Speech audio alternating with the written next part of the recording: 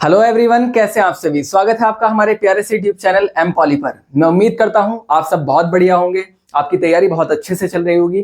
तो सभी बच्चे, जैसा कि आप सभी को पता है, हम यहां पर आपका आईएमईडी पढ़ रहे हैं और आईएमईडी में जो आपका ये लेक्चर है बच्चों, लेक्चर 4 रहने वाला है। तो ये जो बच्चों आपका सब्जेक्ट है industrial management and entrepreneurship development, ये जो बच्चे हमारे साथ जुड़े हुए हैं उन सभी को पता है कि हमारा जो ये सब्जेक्ट है बिल्कुल फ्री ऑफ कॉस्ट यूट्यूब पर चल रहा है बच्चों। तो जो बच्चे हमारे साथ चैनल पर नए हैं वो चैनल को सब्सक्राइब कर लीजिए, बेल आइकन को प्रेस कर लीजिए ताकि हमारी नई वीडियोस के नोटिफिकेशंस आप तक पहुंच पाए। और ये जो सब्जेक्ट है बच्चों आपका आईएमईडी यानी industrial management and entrepreneurship development, ये बच्चों बहुत ही आसान सब्जेक्ट है, बहुत ही सिंपल है और हम इसको इतने अच्छे तरीके से पढ़ रहे हैं। यहाँ पर जो बच्चे हमारे साथ जुड़े हुए हैं उन सभी को पता है कि ये सब्जेक्ट कितना इंटरेस्टिंग सब्जेक्ट है। तो ये जो बच्चों आपका लेक्चर रहने वाला है, आज का भी लेक्चर आपका बहुत ही इंटरेस्टिंग और बहुत ही इंपॉर्टेंट लेक्चर रहने वाला है। और बच्चों मैंने आपको बताया था जो आपका आईएमईडी का सिलेबस है वो सभी क्लासेस आपकी यहाँ पर बिल्कुल फ्री ऑफ कॉस्ट रहेंगी। और जो बच्चे हमारे अदर कोर्सेज हैं जो आप पढ़ना चाहते हैं, जैसे कि आपका मशीन डिजाइन कोर्स है या अदर कोर्सेज हैं जो आपके नॉन टेक जो आपके सब्जेक्ट्स हैं, उनके भी जो कोर्सेज है बच्चों वो सभी आपके एमपॉली एप्लीकेशन पर बिल्कुल बहुत अच्छे तरीके से, बहुत ही सिस्टमेटिकली वे में चल रहे हैं। तो सभी बच्चे हमारी एप्लीकेशन को भी विजिट करें। एप्लीकेशन को, एमपॉली एप्लीकेशन को प्ले स्टोर से डाउनलोड कर लीजिएगा, लिंक डिस्क्रिप्शन में है, आप वहां से डाउनलोड कर सकते हैं। तो आप वहां पर भी कोर्सेज को एनरोल करके अपनी तैयारी को आगे कंटिन्यू कर सकते हैं। तो बच्चों आज का जो लेक्चर रहने वाला है, बेसिकली लास्ट जो आपका लेक्चर था उसमें हमने क्या डिस्कस किया था। सबसे पहले मैं छोटी सी आपको इन्फॉर्मेशन दे दूं, थोड़ी सी, एक उद्यमी के गुण तथा कार्य एवं उद्यमिता में बाधाएं। बेसिकली हम ये यहाँ पर आपका पढ़ रहे थे, जिसमें हमने 3 चीजें आपकी लास्ट लेक्चर में डिस्कस की थी, 3 टॉपिक्स को कवर अप किया था। इसमें हमने पढ़ा था एंटरप्राइजेस के बारे में, आपकी एंटरप्राइजेस क्या होती है। इसके अलावा हमने पढ़ा था उद्यमी के बारे में, यानी आपका एंटरप्रेन्योर किसे कहा जाता है। साथ ही हमने पढ़ा था एक उद्यमी के गुण लक्षण यानी कैरेक्टरिस्टिक्स ऑफ एन एंटरप्रेन्योर, यानी उद्यमी की क्या क्या कैरेक्टरिस्टिक्स होती हैं, क्या उसकी क्वालिटीज होती हैं। जैसे कि कुछ बेसिक क्वालिटीज मैं आपको बता दूं, जैसे कि हमारा जो एंटरप्रेन्योर होता है उसका जो माइंड होता है वो क्या होता है, क्रिएटिव माइंडेड होता है वो। इसके अलावा उसके अंदर रिस्क जो लेने की कैपेसिटी होती है, वो रिस्क लेता है बिजनेस को आगे बढ़ाने के लिए। साथ ही डिसीजन मेकिंग की पावर उसकी बहुत अच्छी होती है, वो बहुत अच्छे से डिसीजन ले पाता है। इसके अलावा क्या करता है वो, एनालिसिस, चीजों को एनालाइज करना। इसके अलावा नए आइडियाज पर सोचना और नई चीजों को क्या है आगे लेकर जाना, ये सारे काम कौन करता है, हमारा एंटरप्रेन्योर करता है। ये उसकी क्वालिटीज है। मैंने सभी क्वालिटीज लास्ट लेक्चर में बताई थी। जिन बच्चों ने भी अभी तक उस लेक्चर को नहीं देखा है वो जरूर से वीडियो को उस लेक्चर को जरूर देखिएगा और विजिट कीजिएगा, बहुत ही इंटरेस्टिंग लेक्चर है।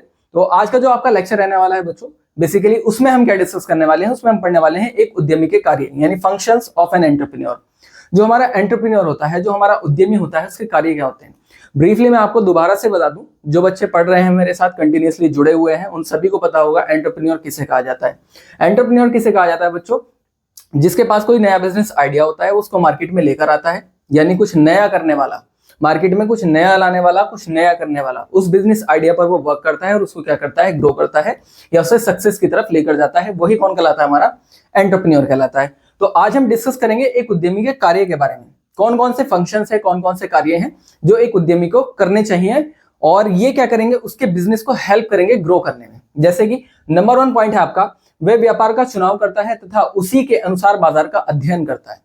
क्या करता है, वह व्यापार का चुनाव करेगा। जो भी बिजनेस एंटरप्रेन्योर करेगा, सबसे पहले क्या करेगा, वो उसका सिलेक्शन करेगा कि मैं ये बिजनेस करने वाला हूं, देन उसी के अनुसार बाजार का अध्ययन करता है। जैसे फॉर एग्जाम्पल, बाजार का अध्ययन किस तरीके से करेगा, सबसे पहले क्या करेगा, आप एक एंटरप्रेन्योर है, आप कोई बिजनेस आप क्या करना चाहते हैं, एस्टेब्लिश करना चाहते हैं। तो सबसे पहले आप देखेंगे, नंबर 1 आपको देखनी पड़ेगी मार्केट डिमांड। क्या देखेंगे हम, मार्केट डिमांड को देखेंगे। मार्केट की डिमांड क्या है, यानी जो बिजनेस आप स्टार्ट कर रहे हैं क्या मार्केट में उसकी डिमांड भी है। इफ नॉट, अगर मार्केट में उसकी डिमांड नहीं है तो आपका बिजनेस ग्रो कैसे करेगा। तो सबसे पहले क्या देखना पड़ता है, व्यापार का चुनाव करेगा। व्यापार का चुनाव करने के बाद क्या करना पड़ेगा, उसी के अनुसार बाजार का अध्ययन करता है।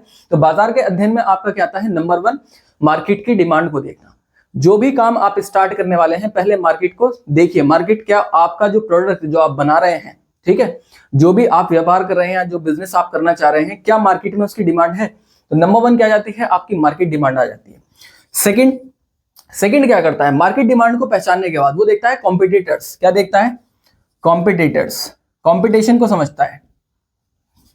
क्या समझता है, कॉम्पिटिशन को समझता है कि क्या कॉम्पिटिशन है, यानी जिस बिजनेस को मैं करने वाला हूं इसका कंपटीशन कैसा है, मेरे कॉम्पिटिटर्स कौन रहने वाले हैं, ठीक है।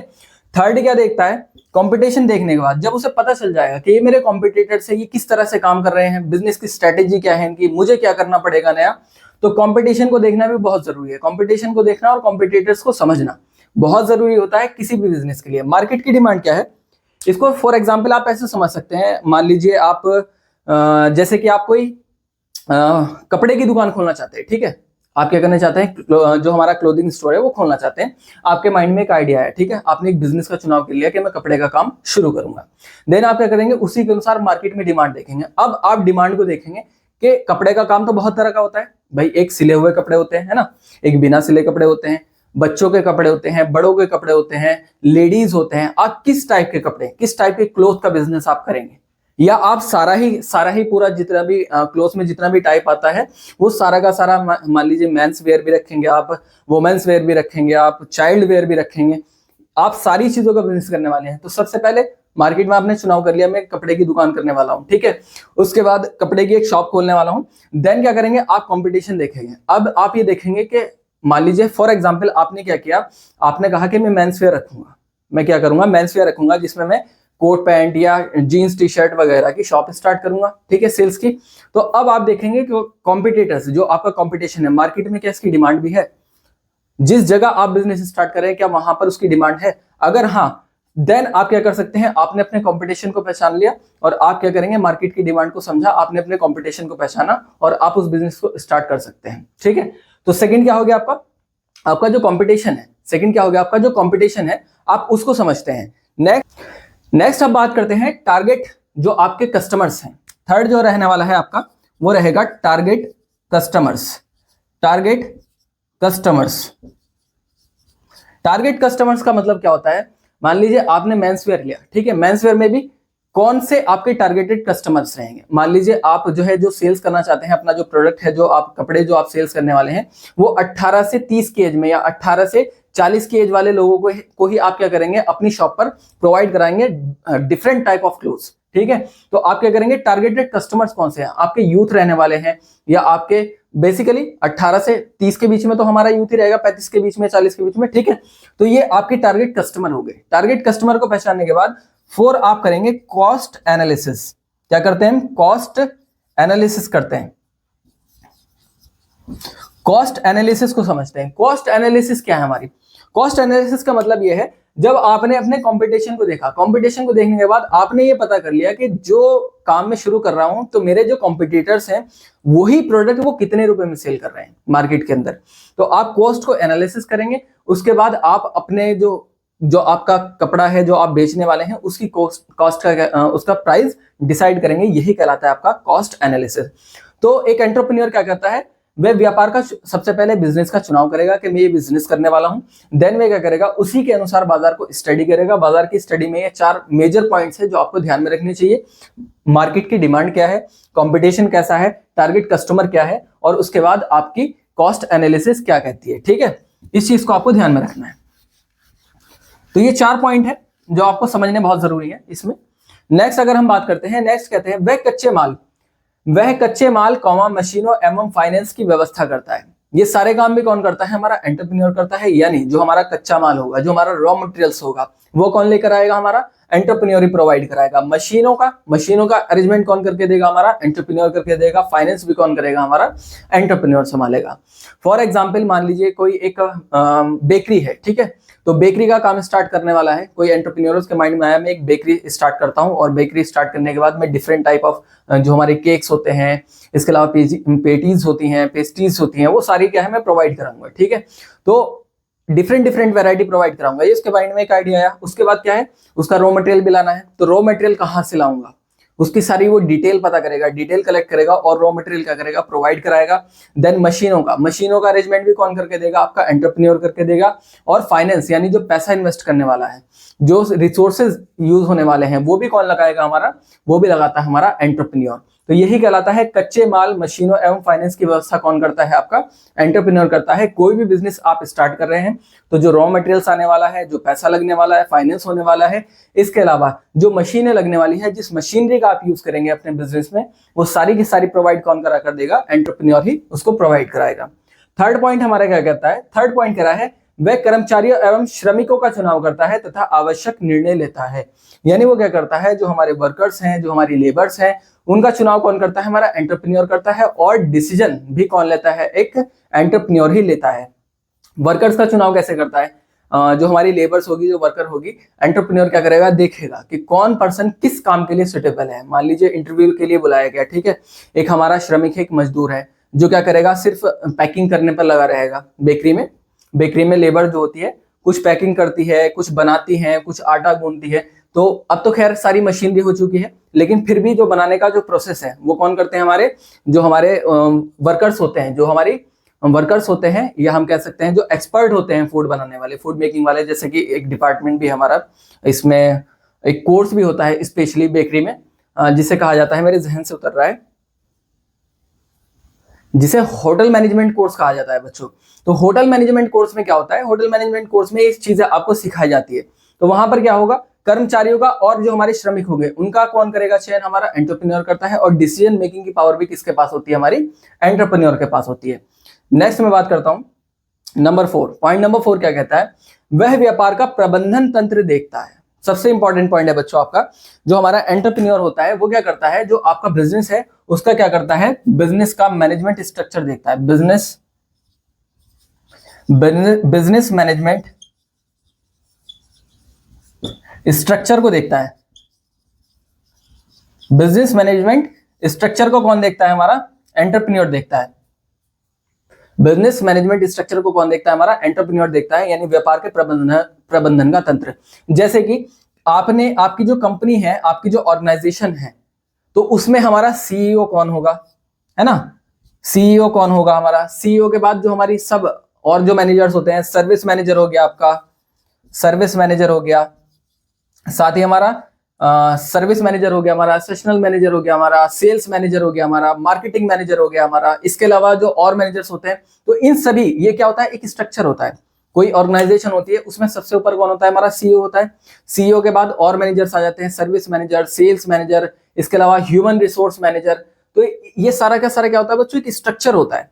तो व्यापार का प्रबंधन तंत्र, यानी जो बिजनेस मैनेजमेंट स्ट्रक्चर है, उसका काम भी कौन करता है, हमारा एंटरप्रेन्योर करता है। उसको बनाने का, वो स्ट्रक्चर जो बनाता है वो कौन करता है, हमारा, उसका जो मैनेजमेंट करता है, पूरी तरीके से देखभाल करना, किसके क्या वर्क होंगे, ये सारी चीजें कौन देखता है, हमारा एक एंटरप्रेन्योर ही देखता है। नेक्स्ट हम बात करते हैं, वह उद्योग लगाने के लिए स्थल का चुनाव करता है। वह उद्योग लगाने के लिए स्थल का चुनाव करता है। उद्योग लगाने के लिए स्थल का चुनाव से क्या मतलब है, उद्योग, मैंने पहले भी एक एग्जाम्पल में आपको बताया था, शायद जिन बच्चों ने भी उस लेक्चर को देखा है उनको याद होगा कि जब एक एंटरप्रेन्योर किसी बिजनेस को स्टार्ट करता है तो वो क्या करता है, प्लेस देखता है, लाइट वगैरह का इंतजाम करता है, और सारे रिसोर्सेज का यूज करता है, पैसा लगाता है, उसके बाद वो मार्केट की डिमांड को समझता है, ये सारी चीजें क्रिएट करता है। तो जिस जगह पर बिजनेस लगाना है, मान लीजिए कोई एक आपने टी स्टॉल खोलनी है, या फॉर एग्जाम्पल आपने एक जो है हलवाई की दुकान करनी है, ठीक है, स्वीट शॉप खोलनी है, ठीक है, तो स्वीट शॉप में क्या है, आपको जगह तो चाहिए होगी भाई, ऐसा तो है नहीं कि चांद पे लगा देंगे हलवाई की दुकान, है ना, ऐसा पॉसिबल थोड़ी है। तो उसके लिए क्या होगा, हमें स्वीट शॉप खोलने के लिए क्या करेगा, एक जगह ढूंढेगा, एंटरप्रेन्योर क्या करेगा, हमारा एक जगह ढूंढेगा, जगह, वो उस जगह पर वो क्या करेगा, अपनी स्टॉल को खड़ा करेगा, ठीक है, स्वीट स्टॉल को या स्वीट शॉप को तैयार करेगा। तो जिस जगह पर वो स्वीट शॉप बना रहा है, वही क्या कहलाता है, हमारा स्थल कहलाता है, वही कहलाता है हमारा लैंड का चुनाव करना। और ये बहुत इंपॉर्टेंट होता है बच्चों बिजनेस में। मान लीजिए आप ऐसी जगह पर, आपने क्या किया, गांव में या किसी एक अंदर बहुत देहाती सा इलाका है, वहां जाकर आपने क्या किया, एक शॉप खोल दी जहां पर लोगों की आवाजाही नहीं है। तो इसमें क्या होगा, आपका बिजनेस चलेगा, बिल्कुल भी नहीं चलेगा सर। और चलने को चल भी जाता है। मान लीजिए कोई एक इंडस्ट्री है, बहुत बड़ी इंडस्ट्री बनानी है, ठीक है, जिसमें पब्लिक का कोई डिस्टरबेंस ना हो, आपको किसी तरीके की कोई दिक्कत ना हो, तो आप ऐसी ही जगह का चुनाव करेंगे। अब मान लीजिए एक टीचिंग इंस्टीट्यूट है, आप एक टीचिंग इंस्टीट्यूट शुरू करना चाहते हैं, तो आप क्या करेंगे, टीचिंग इंस्टीट्यूट के लिए ऐसे प्लेस का चुनाव थोड़ी करेंगे जहां पर दिन रात शोर होता रहता है, वहां से ट्रैफिक गुजरता है, तो वहां पर क्या होगी, बच्चों को पढ़ने में डिस्टरबेंस होगा। तो स्थल का चुनाव बहुत इंपॉर्टेंट होता है। तो एंटरप्रेन्योर क्या करता है, स्थल का चुनाव करता है। मान लीजिए आप कोई बिजनेस स्टार्ट कर रहे हैं, कोई एक जैसे कि मैंने अभी थोड़ी देर पहले आपको बताया था, आप एक क्लोथ शॉप खोल रहे हैं, ठीक है, कपड़ों की दुकान कर रहे हैं, तो आप मार्केट के बीचों बीच लेकर बैठेंगे ताकि आपकी मार्केट और ऐसी मार्केट में और अच्छे से चलेगी जहां पर ऑलरेडी कपड़ों की शॉप है। वहां पर अगर आप करते हैं तो आपका बिजनेस ग्रो होने के चांसेस ज्यादा हैं। तो यही क्या होता है, एक एंटरप्रेन्योर भी क्या करता है, जगह का सिलेक्शन बहुत सोच समझ के करता है। नेक्स्ट हम बात करते हैं, वह उद्योग लघु, मध्यम अथवा बड़े आकार का होगा का चुनाव करता है। एक एंटरप्रेन्योर ही क्या करता है, जो आपका स्मॉल या हम कह सकते हैं मीडियम, स्मॉल, मीडियम या लार्ज, जो आपका स्ट्रक्चर होगा, जो बिजनेस होगा, यानी आपका स्मॉल बिजनेस, मीडियम बिजनेस और लार्ज बिजनेस जो होता है, जो उसका आकार होगा, उसको भी कौन डिसाइड करता है, उसका चुनाव कौन करता है, हमारा एक एंटरप्रेन्योर ही करता है। अच्छा, स्मॉल बिजनेस, मीडियम बिजनेस और लार्ज बिजनेस, यानी लघु उद्योग, हिंदी में से बोल देते हैं लघु उद्योग, माध्यम उद्योग और बड़े उद्योग। इसका मतलब क्या होता है, स्मॉल बिजनेस में क्या होता है, आपका जो हमारे छोटे उद्योग होते हैं, स्मॉल बिजनेस में वो सारे उद्योग आ जाते हैं। मान लीजिए जैसे कि एक मालिक है, इसमें क्या होता है, जो ऑनर होता है वही सारे काम देखता है। स्मॉल बिजनेस में ओनर ही क्या करता है, सारे काम देखता है, और इसका जो स्ट्रक्चर होता है वो बिल्कुल सिंपल होता है, सिंपल होता है और डायरेक्टिव होता है। सिंपल और डायरेक्टिव का मतलब क्या है, मान लीजिए एक आपने क्या किया, तो एक छोटी सी शॉप खोल ली, किराना स्टोर छोटी सी, जैसे कि परचून की दुकान होती है ना, जिसपे सामान वगैरह लेकर आते हैं हम, दाल आटा वगैरह जो छोटी मोटी चीजें मिल जाती है ना। तो अब क्या है, उसमें क्या होता है, जो ओनर है वही क्या करता है, सारे डिसीजन लेता है। मैंने अभी आपको बताया स्मॉल बिजनेस में क्या होता है, जो ओनर होता है वही सारे काम करता है, सारा मैनेजमेंट वो देख रहा होता है, सामान लाना है, सारी चीजों को वही देख रहा होता है। जब तक उसका क्या है, छोटा बिजनेस है, तो उसमें क्या करता है, ओनर ही सारे काम करता है। उसमें क्या होता है, सिंपल होता है उसका स्ट्रक्चर और डायरेक्टिव होता है। जबकि जो हमारा मीडियम बिजनेस होता है, मीडियम बिजनेस थोड़ा सा डिफरेंट होता है। इसमें क्या होता है, ये थोड़ा सा ऑर्गेनाइज्ड होता है। स्मॉल में कोई ऑर्गेनाइज्ड नहीं है, वो सारे काम खुद ही कर रहा है, उसमें ऑर्गेनाइज्ड क्या होगा। जबकि मीडियम बिजनेस में क्या होता है, मीडियम बिजनेस थोड़ा सा ऑर्गेनाइज्ड होता है। वो किस तरह से, जैसे मान लीजिए कोई कार एजेंसी है, ठीक है, एक छोटा सा जिला है और उसमें कोई एक कार की एजेंसी है, तो उसमें क्या होंगे, उसमें मैनेजर्स और डिपार्टमेंट्स होंगे। मैंने कहा ना, इसमें क्या होता है, थोड़ा सा ये क्या होता है, स्ट्रक्चर्ड होता है। थोड़ा सा क्या होता है, हमारा मीडियम वाला स्ट्रक्चर्ड होता है, उसमें मैनेजर्स भी होंगे और डिपार्टमेंट्स भी होंगे। फॉर एग्जाम्पल, जैसे कि हमारी कार एजेंसी है, मैंने उसके बारे में आपको बताया, तो उसमें क्या होंगे, अलग अलग डिपार्टमेंट्स होंगे। जैसे कि हमारा पर्सनल डिपार्टमेंट होगा। कौन सा डिपार्टमेंट होगा, पर्सनल शॉप होगी एजेंसी में, हमारी पर्सनल शॉप होगी। इसके अलावा हमारी कमर्शियल शॉप होगी। इसके अलावा हमारी और क्या हो सकती है, पर्सनल शॉप हो सकती है, कमर्शियल शॉप हो सकती है, बॉडी शॉप हो सकती है। तो ये क्या है, एक स्मॉल, जो हमारा ये जो तीन हमारे क्या है, ये डिपार्टमेंट्स हैं जो मीडियम में आएंगे। कोई एक एजेंसी है, उसमें 3 शॉप है, एक पर्सनल शॉप है, एक कमर्शियल है और एक कौन सी आपकी बॉडी शॉप है। तो ये 3 डिपार्टमेंट्स हो गए। इसी तरीके से इनके मैनेजर्स भी होंगे। जो हमारी पर्सनल शॉप होगी उसके मैनेजर को सर्विस मैनेजर कहा जाएगा। इसी तरीके से जो कमर्शियल शॉप होगी उसके मैनेजर को क्या कहा जाएगा, कमर्शियल मैनेजर कहा जाएगा। बॉडी शॉप वाले को बॉडी शॉप मैनेजर कहा जाएगा। तो ये क्या कहलाएगा, हमारा ये मीडियम बिजनेस कहलाएगा। इसमें क्या होते हैं, मैनेजर्स होते हैं और डिपार्टमेंट्स होते हैं, और वो उसी हिसाब से क्या करते हैं, सिस्टमेटिकली वे में काम करते हैं। जैसे कि हमारी पर्सनल शॉप है, तो पर्सनल शॉप में जो भी हमारी कार्स आती हैं, तो इसमें कौन सी कार्स आती है, इसमें सिर्फ फैमिली कार्स आती हैं। सर्विस के लिए कोई भी कार आई है तो इसका जो मैनेजर होगा वो कौन होगा, हमारा सर्विस मैनेजर होगा। तो ये क्या करेगा, जितनी भी जो हमारी फैमिली कार्स होती हैं वो कहाँ पर रिपेयरिंग की जाएंगी, पर्सनल शॉप में। उसके बाद कमर्शियल में जितनी भी हमारी लोडिंग व्हीकल्स होते हैं, लोडिंग कार्स होती हैं, वो सारी की सारी किस में आएंगे, हमारी कमर्शियल शॉप में आएंगे, और उसी का मैनेजर उसको संभालेगा। इसके मैनेजर को कहा जाएगा कमर्शियल शॉप मैनेजर। इसी तरीके से जो हमारा बॉडी शॉप है, इसके मैनेजर को बॉडी शॉप मैनेजर कहा जाएगा। जितनी भी हमारी एक्सीडेंटल कार होंगी तो वो सारी की सारी कहां पर आएंगी, हमारी बॉडी शॉप में आएंगी। तो ये क्या है, एक एग्जाम्पल है हमारा मीडियम बिजनेस का। मीडियम बिजनेस स्ट्रक्चर का एग्जाम्पल है। इसमें स्ट्रक्चर कैसा होता है, थोड़ा सा सिस्टमेटिकली वे में होता है, और इसमें डिपार्टमेंट्स और मैनेजर्स होते हैं। जबकि अगर मैं बात करूं लार्ज बिजनेस के बारे में, लार्ज बिजनेस इससे थोड़ा अलग होता है। लार्ज बिजनेस में क्या होता है, इसमें पहली बात, इसका स्ट्रक्चर कॉम्प्लेक्स होता है। इसका स्ट्रक्चर कैसा होता है, आपका कॉम्प्लेक्स होता है और फॉर्मल होता है। कॉम्प्लेक्स होगा, फॉर्मल होगा, ये बात आपको ध्यान में रखनी है कि इसमें हमारा लार्ज बिजनेस में। और इसमें क्या होगा, डिफरेंट टाइप ऑफ मैनेजर्स होंगे और डिफरेंट टाइप ऑफ क्या होंगे, आपके डिपार्टमेंट्स होंगे। इसमें बहुत सारे डिपार्टमेंट्स होंगे और बहुत सारे मैनेजर होंगे। तो ये बनता है आपका बड़े आकार का बिजनेस, यानी आपका लार्ज बिजनेस। ठीक है, तो आई होप ये चीज आपको समझ में आ गई होगी। स्मॉल बिजनेस क्या होता है, मीडियम बिजनेस क्या होता है और लार्ज बिजनेस क्या होता है। स्मॉल बिजनेस में क्या होता है, ओनर ही सारा काम देखता है और इसका जो स्ट्रक्चर होगा वो सिंपल होता है, डायरेक्टिव होता है। जबकि मीडियम जो हमारा माध्यम वाला होता है, उसमें क्या होते हैं, उसमें थोड़ा सा सिस्टमेटिकली वे में होता है, इसमें डिपार्टमेंट्स और मैनेजर्स होते हैं। जबकि हमारा जो बड़े आकार का होता है, इसमें क्या होता है, इसका स्ट्रक्चर कैसा होता है, आपका कॉम्प्लेक्स होता है और आपका फॉर्मल होता है। साथ ही इसमें क्या होता है, बहुत सारे डिफरेंट डिफरेंट डिपार्टमेंट्स होते हैं और बहुत सारे इसमें क्या होते हैं, मैनेजर्स होते हैं और उनके नीचे बहुत टीमें काम कर रही होती है, टीम्स काम कर रही होती हैं। ठीक है, नेक्स्ट हम पॉइंट की बात करते हैं, 7 पॉइंट। वह व्यापार या उद्योग में नएपन को बढ़ावा देता है। एक एंटरप्रेन्योर क्या करता है, व्यापार में नएपन को बढ़ावा देता है। नएपन को बढ़ावा देने का मतलब क्या है, कुछ न्यू, कुछ नया करना, कुछ न्यू मैन्युफैक्चर करना या कुछ भी नया बनाना, कुछ न्यू मैन्युफैक्चर करना, कुछ न्यू मैन्युफैक्चर करना। ठीक है, कुछ नया बनाना किस में आता है हमारा, ये आता है हमारा व्यापार या उद्योग में नएपन को बढ़ावा देना। तो इसमें क्या करता है जो एंटरप्रेन्योर होता है, इसमें क्या करता है एंटरप्रेन्योर हमारा, इसमें होता है आपका, जैसे कि आपकी फॉर एग्जांपल हमारी आईफोन है। ठीक है, आईफोन कंपनी क्या करती है, पहले आईफोन किसने बनाया है, एप्पल ने बनाया है। तो एप्पल कंपनी ने क्या किया, कुछ नया सोचा, कुछ नया विचार लाए और उन्होंने क्या किया, मार्केट में आईफोन लॉन्च किया, जो कि एक नई टेक्नोलॉजी है, एक नया डिजाइन है। तो इससे क्या हुआ, उनके बिजनेस को ग्रोथ हुई, उनके बिजनेस की। तो जब भी व्यापार में कुछ नया किया जाएगा तो बिजनेस में क्या होगी, ऑटोमेटिक ग्रोथ होगी। तो एप्पल ने आईफोन को लॉन्च किया, जो कि एक नए फीचर, नई टेक्नोलॉजी के साथ आया और उसने क्या किया, उनकी मार्केट को बढ़ा दिया। तो यही कहलाता है आपका व्यापार में नएपन को बढ़ावा लाना। नेक्स्ट हम बात करते हैं, एक एंटरप्रेन्योर क्या करता है, वह बिक्री को संगठित करता है तथा ग्राहकों को संतुष्ट करता है। बिक्री को संगठित करता है तथा ग्राहकों को संतुष्ट करता है। बिक्री को संगठित करना और ग्राहकों को संतुष्ट करने से क्या तात्पर्य है, इसका मतलब यह है आपका बच्चों, बिक्री को जो हमारी संगठित करने का मतलब यह है, फॉर एग्जांपल आपने कोई टी स्टॉल स्टार्ट किया। ठीक है, टी स्टॉल स्टार्ट किया और आप क्या करते हैं, वहां पर जो आपका टी स्टॉल है वहां पर आप क्या करते हैं, कुछ और चीजें भी रखते हैं। भाई लोग चाय पीने के लिए आए हैं, लेकिन आप साथ में क्या है, बिस्किट या और कोई प्रोडक्ट भी रखते हैं जो लोग पसंद करेंगे। ठीक है, तो लोग क्या करते हैं, आप अपने बिजनेस को आपने टी स्टॉल के नाम से फेमस किया, उसके साथ में आपने कुछ और चीजों को भी उसमें ऐड कर लिया जो आपकी सेल्स को बढ़ाएंगे, आपके पास क्या है, इनकम जनरेट करके देंगी।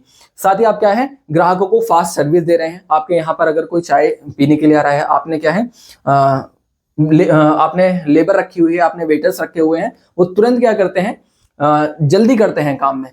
तो लोगों को फास्ट सर्विस प्रोवाइड करा रहे हैं और इससे क्या फायदा हो रहा है, इससे कस्टमर को ज्यादा वेट नहीं करना पड़ रहा है और आपका बिजनेस बहुत अच्छा चलेगा। यानी अगर आप कस्टमर को सर्विस अच्छी प्रोवाइड कराएंगे, फास्ट सर्विस प्रोवाइड कराएंगे, तो आपका बिजनेस ग्रो करेगा, कहने का मतलब यह है। और ग्राहकों से क्या करते हैं, आप फ्रेंडली नेचर रखते हैं, अच्छे से पेश आते हैं, आप मैनर सिखाते हैं, आप अपने जो आपकी लेबर है, जो आपके वेटर्स हैं, आप उनको क्या है, मैनर सिखाते हैं अपने कस्टमर से बात करने का। साथ ही उनको सेटिस्फेक्शन देते हैं। आप क्या करते हैं, सेटिस्फेक्शन, मान लीजिए किसी कस्टमर को चाय पी उसने और वो जाने लगा, आप उससे क्या करते हैं, फीडबैक भी लेते हैं। तो उससे क्या करेगा, वो एक अच्छा महसूस करेगा, उसकी राय को इंपॉर्टेंस दी जाएगी। अगर मान लीजिए उसको अच्छी नहीं लगी या कोई चेंजेस करने हैं वो बताता है, तो नेक्स्ट टाइम जब वो आएगा, हो सकता है कि सबको उस टाइप की चाय पसंद ना हो, लेकिन उस पर्सन के साथ में आप उसके फीडबैक को याद रखते हैं, आपकी जो लेबर है और उसके अकॉर्डिंग अगर वर्क करती है, तो वो आपको जरूर क्या करेगा, अच्छी रेटिंग देगा और आपका बिजनेस ग्रो करेगा। तो इसे ही कहा जाता है बिक्री को संगठित करता है और ग्राहकों को संतुष्ट करता है। एक एंटरप्रेन्योर के अंदर ये क्वालिटी होती है, वो क्या करता है, सेल्स को बढ़ाने के लिए नए नए आइडियाज को सोचता रहता है और ग्राहकों को सेटिस्फेक्शन के लिए क्या करता है, वो फीडबैक लेता है, उन्हें अच्छे से क्या करता है, ग्रीट करता है। ये सारी चीजें आती है। ठीक है, नेक्स्ट हम बात करते हैं 9, पॉइंट नंबर 9 है आपका, वह उत्पादन से जुड़े विभिन्न पहलुओं में तालमेल बनाता है।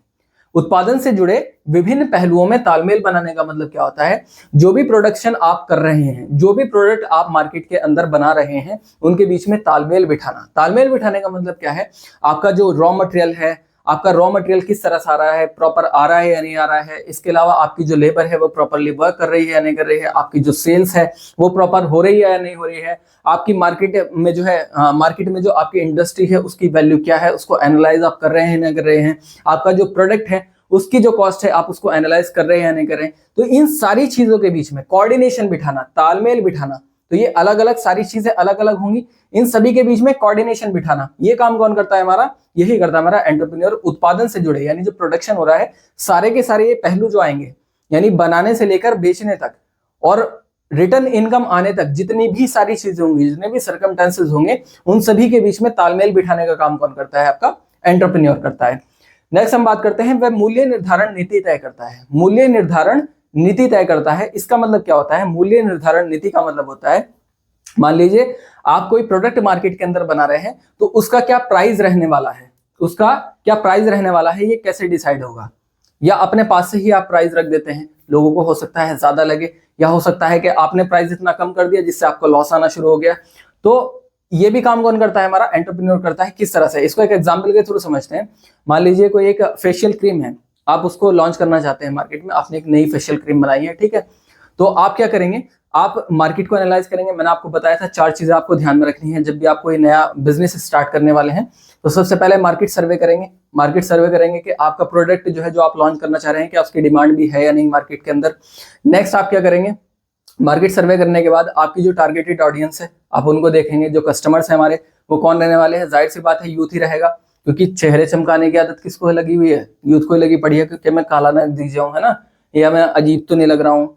चेहरे पर तरह तरह के फेशियल्स का इस्तेमाल करते हैं, ठीक है। तो यही क्या है, तो आपने क्या किया? उसको भी एनालाइज किया। साथ ही आपने क्या किया? कस्टमर और जो आपके कस्टमर्स हैं वो कौन से रहने वाले हैं? कॉम्पिटिटर्स को आप देखेंगे कि आपके जो कॉम्पिटिटर्स हैं वो मार्केट के अंदर क्या प्राइस दे रहे हैं। आप प्राइस को एनालाइज करेंगे। मान लीजिए वही प्रोडक्ट जो फेशियल आपने बनाया है, उसी टाइप के जो और प्रोडक्ट्स हैं, मान लीजिए 1000 से 1500 के बीच में बिक रहे हैं, तो आप उसी के बीच में क्या करेंगे? अपने प्रोडक्ट की भी वैल्यू को रखेंगे। तो इसे ही कहा जाता है, वह मूल्य निर्धारण नीति तय करता है। यानी मार्केट के अंदर जो आपके प्रोडक्ट का जो कॉस्ट प्राइस है, ये एंटरप्रेन्योर डिसाइड करेगा कि सर ये वाला प्रोडक्ट जो है आपका मार्केट के अंदर इसी से रिलेटेड जो सेम प्रोडक्ट है वो इस प्राइस में बिक रहे हैं, तो आपको भी इसी के बीच में रखना चाहिए। आप उसके बीच में प्राइस को रखते हैं। अब परेशानी तो जरूर होगी। मान लीजिए आपकी सेल्स नहीं हो रही है, तो दिक्कत होगी। तो प्रोडक्ट की क्या है, कॉस्ट को डाउन भी करना पड़ सकता है, ठीक है।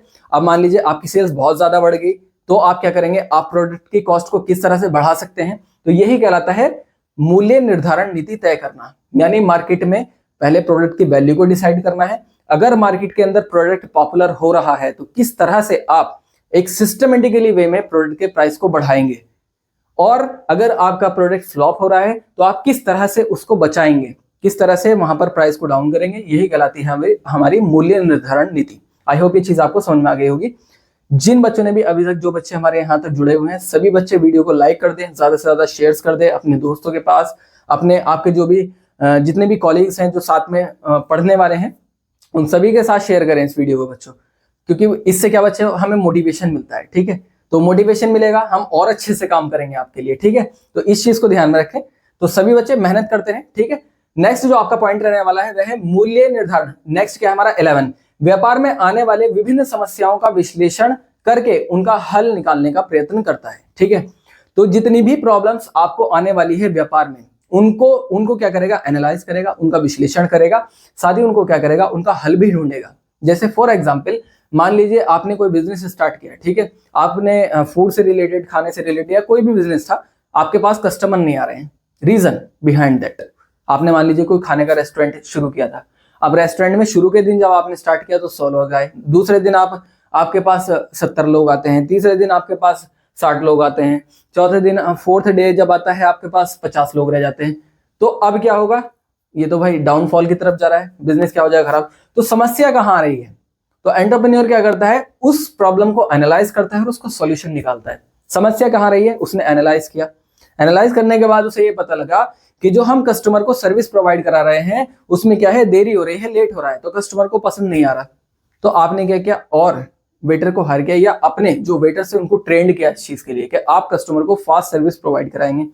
नेक्स्ट, और क्या परेशानी आ सकती थी? दूसरी परेशानी, जो हम खाना बना रहे हैं, जो हम फूड बना रहे हैं, उसमें वेराइटीज ऑफ फूड कम है।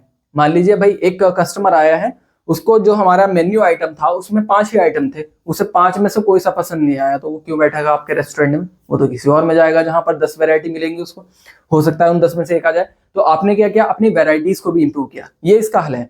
प्रॉब्लम क्या थी? आप फास्ट सर्विस नहीं दे रहे थे, आपके पास मेन्यू कम था। सोल्यूशन क्या निकला उसका? एंटरप्रेन्योर ने सोल्यूशन क्या ढूंढा उसका? सोल्यूशन ये रहेगा कि उसने क्या किया? नए वर्कर्स को हायर किया या फिर उन्हीं वर्कर्स को ट्रेन किया, और उसके बाद उसने क्या किया? मेन्यूज आइटम को बढ़ा दिया। तो यही कहलाता है आपका व्यापार में आने वाली विभिन्न समस्याओं को एनालाइज करना और उनका सोल्यूशन निकालना। जो भी आप बिजनेस करें, जो भी बिजनेस करते हैं लोग, या जो भी बिजनेस कर रहे हैं, अगर उन्हें इस टाइप की प्रॉब्लम आ रही है तो वो क्या करें?